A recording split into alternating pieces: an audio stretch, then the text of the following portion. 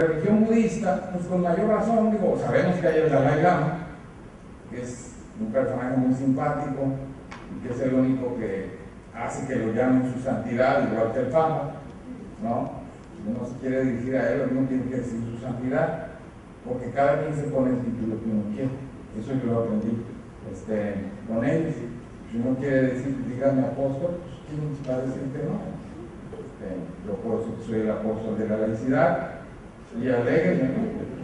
Bueno, ¿cómo se llama? El Dalai Lama no es el líder de los budistas, aunque ustedes lo crean, es el líder de una corriente del budismo que es el budismo tibetano y que pues tiene muchos seguidores,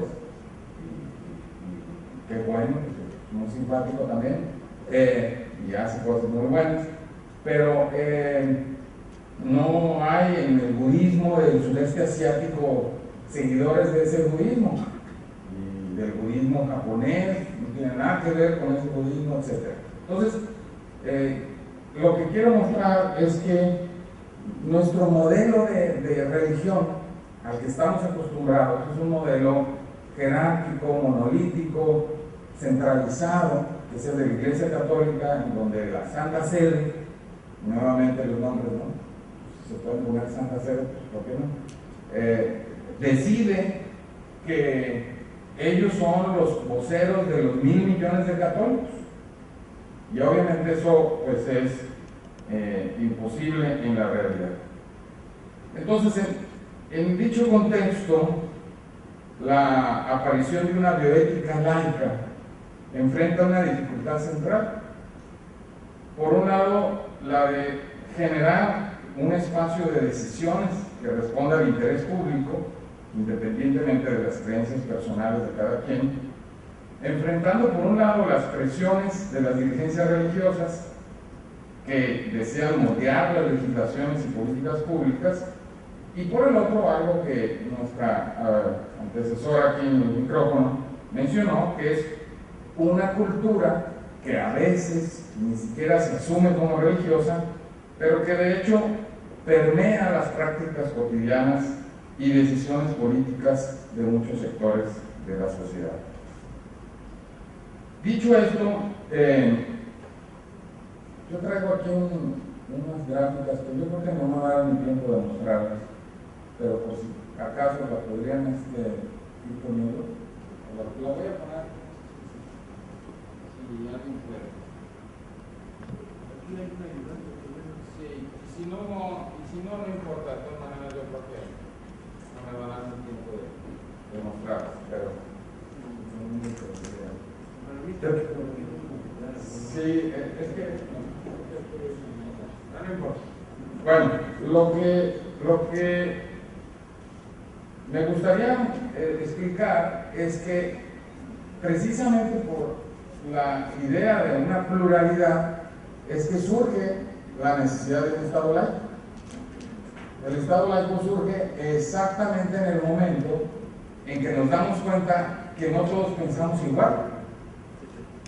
Estoy hablando incluso de que, suponiendo, cosa que tampoco es cierta, de que el 100% de los ciudadanos son creyentes. En realidad, en muchos lugares los creyentes son cada vez menos, pero en términos generales podemos decir que 90-95% de la población en el mundo es creyente. Entre más desarrollado es el país, menos creyentes hay, no sé por qué. Estoy buscando la correlación en eso, pero ya hay explicaciones, ¿no? Pero lo interesante es que la idea de un Estado laico surge precisamente a partir de la idea de la existencia de una pluralidad que nosotros, y ese es mi punto, hemos negado como natural. ¿Por qué? Porque venimos de una tradición en donde lo natural no es ser plurales. Lo natural es pensar todos de la misma manera. Lo natural es que todos somos católicos en este país, ¿no? Y en América Latina en general. Lo natural es que todos somos católicos, y hasta hace poco todos éramos priistas, y hasta hace todos éramos heterosexuales, y todos éramos mestizos. y tuvo que haber una rebelión en Chiapas para que nos diéramos cuenta que sí, había indígenas, que no era cierto lo que decían los libros de texto necesariamente, que había indígenas, hay blancos, hay mestizos,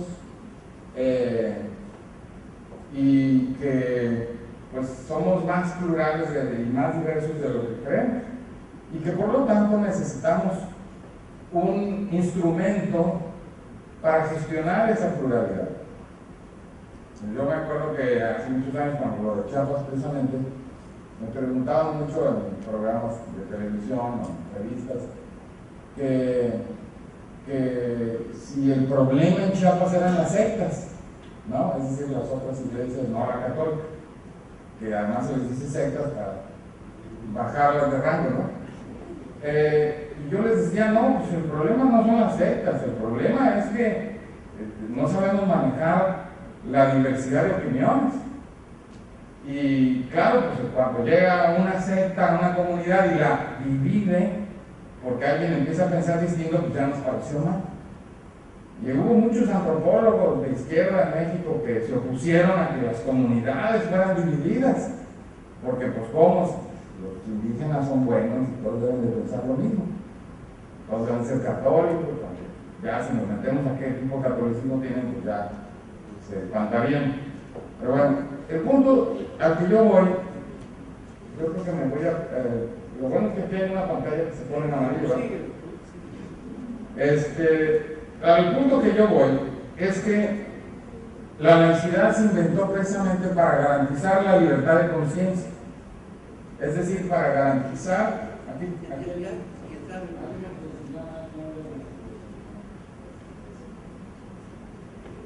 Y luego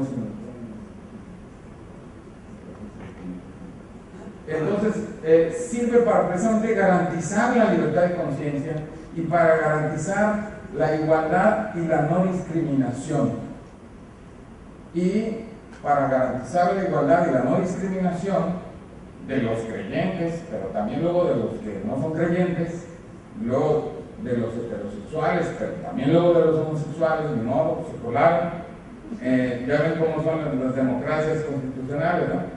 Y de los indígenas también, porque no nomás los mestizos y los blancos. Bueno, entonces para eso sirve finalmente el Estado laico. Pero para lograr eso, que finalmente no es más que un instrumento jurídico-político para garantizar una convivencia entre personas que piensan distinto, se requiere que haya una autonomía de lo político frente a lo religioso.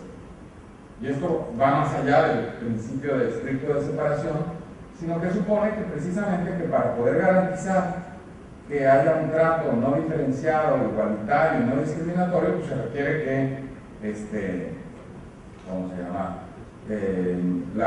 Haya un instrumento jurídico, político, que permita que pues, todo el mundo pueda pensar lo que quiere y todo el mundo pueda actuar de acuerdo a sus ideas, siempre y cuando no le pise los callos al de un lado. O sea que, en términos jurídicos, los derechos de terceros. Y no afecte luego algunas legislaciones, y allí es donde empieza la parte religiosa en la cultura, no afecte el orden y la moral públicas. Y entonces ya dice uno, ¿cuál es la moral pública? ¿No? Y algunos pensaban que la moral pública es una cosa fija y que se estableció en el siglo III en Medio Oriente, y otros pensamos que no, pues que las cosas van moviéndose y se van cambiando, y si antes estaba prohibido darse un beso en la calle, pues ahora ya no, y esas cosas.